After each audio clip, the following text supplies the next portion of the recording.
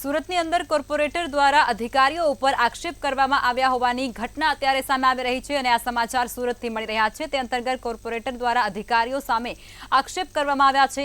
ભાજપના જ એક કોર્પોરેટરે અધિકારીઓ સામે આક્ષેપો કર્યા છે।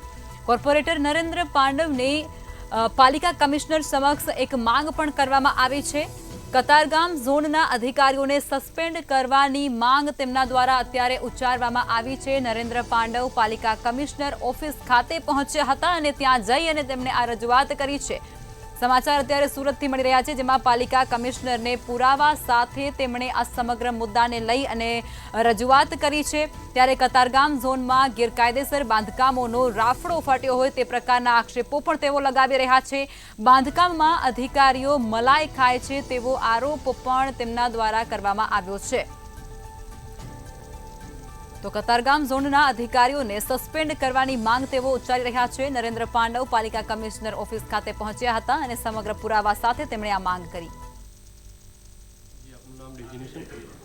મારું નામ નરેન્દ્ર પાંડવ, વોર્ડ નંબર 7ના કોર્પોરેટર અને લાઇટ એન્ડ ફાયરના વાઇસ ચેરમેન છું। હાલમાં શું ફરિયાદ લઈને આવ્યા, શું આક્ષેપો?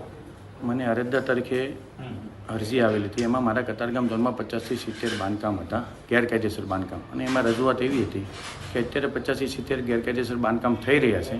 જે બાંધકામ પૂર્ણ થઈ જાય પછી જૂની તારીખમાં આકારણી કરી અને એની ઇમ્પેક્ટ ફી સાથે સેટિંગ કરી અને લાખોનું ઉથલ પાટલ કરી એનું કાયદેસર કરી રહેશે એવું મને જાણવા મળેલ છે।